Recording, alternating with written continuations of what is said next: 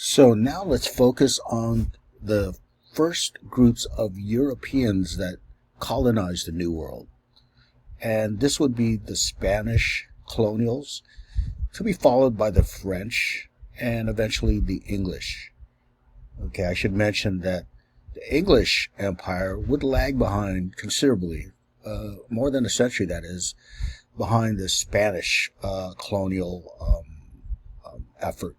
That's because during this time in England, that is during the 1500s, England was immersed in political turmoil, and there was a lot of wars and religious wars as well as political wars. But when English society finally stabilized by the late 1500s, they began their colonial efforts in the New World in earnest. And eventually, of course, it's going to lead to the establishment of the United States by 1776. But nonetheless, let's go all the way back to 1492. Of course, Columbus was sponsored by the Spanish crown, and most of the subsequent century, the 1500s, was spent on exploring this uncharted territory by the Spanish. Now, as you can see on this map here, at its height, at its greatest extent, Spanish America encompassed a considerable amount of geography here. All the way down here, the tip of Argentina, going up through Peru, Chile, and of course Argentina, and the west coast of South America. By the way, this is Brazil, occupied by the Empire of Portugal. And you had Caribbean possessions, of course, and Central America, and all the way up here, okay, which would become eventually U.S. territory. All right, so this is probably the widest expanse of territory held by any given empire, coming from the Old World. Now, the motivating factors here that's driving Spanish colonial efforts in the New World could be summarized by the three G's, so to speak: God, gold, and glory. That is to say, God meaning the spread of Roman Catholicism. They wanted to proselytize and eventually convert natives. Okay, but certainly there are economic factors involved, particularly the search for gold. And you could say gold encompasses anything in terms of wealth, gold, silver, and what have you, trade goods. Okay, and glory. What does this mean? Well, I mentioned a while back that there's this imperial rivalry that's had between these different European empires. And certainly in the case of the Spanish, what they sought was the greatness of the Spanish Empire, right? And the way you did that is to colonize as many areas abroad as you can. So this certainly was a driver in this colonial effort that would reach its ultimate expression with this red area in the Americas. Okay, and we're familiar in Southern California with many of the surnames of these conquerors or conquistadores, right? Balboa was a Spanish conqueror, Coronado, Cabrillo. And these great conquistadors managed to conquer the great the great empires of Native Americans, okay? Particularly the Aztec Empire, whereby Cortez conquered the Aztec Empire in 1521, and he did this with only 350 men and, Indian allies who were enemies of the Aztecs. So they helped the Spanish effort, right? Also, and kind of similar in terms of the numerical disadvantage of the Spanish against the native empires, the Inca Empire itself, which was an empire comprised of 9 million people, okay, and a stretch for thousands of miles. Well, the Spanish conqueror Pizarro managed to conquer the Inca Empire with fewer than 200 men in 1532. Now, we know the main reason for this when we think about ecological imperialism. Now, to be sure, of course, military superiority, right?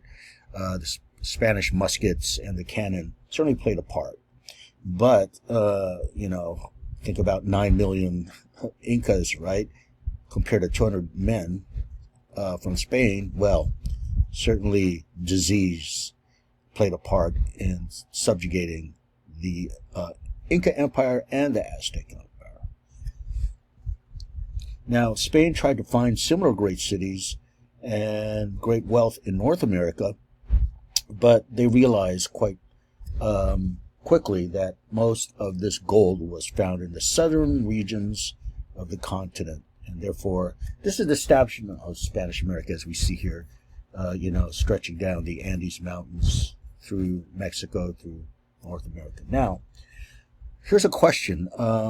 In terms of this early colonial effort, was African slavery necessary for the Spanish Empire to thrive? Okay, because if you jump ahead in U.S. history, and we'll discuss this at length, when it came to the English colonies, it certainly was a factor that enabled the economic flourishing of the colonies back in 1600s and 1700s. Was this the case earlier with the Spanish during the 1500s and 1600s? Well, the answer is no. And the reason why is, well, they use the slave labor from the natives, okay? In particular, this system called the encomienda system. And what's this about? Well, basically, I mentioned Cortez as a conqueror, right? He has these soldiers that he's in charge of, and he promises them rewards upon conquest. Eventually, the soldiers become a bit disgruntled. They're waiting for their land, waiting for their riches.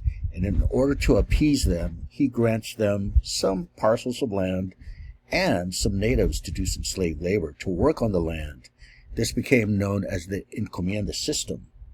And, you could use the land to grow crops, for trade, or you could even use it to mine for gold and silver.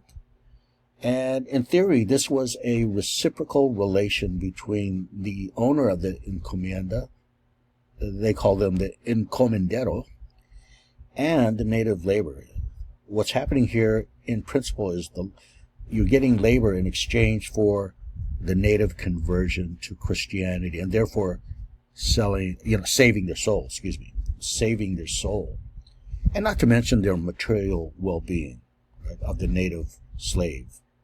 So in practice, however, this was a slave relation, an abusive one. And comenderos exploited their natives through chronic overwork and mistreatment. And here's a depiction here of, the encomenderos, being slave drivers of the native population, even women and children here being whipped, being flogged, being punished, and certainly being overworked.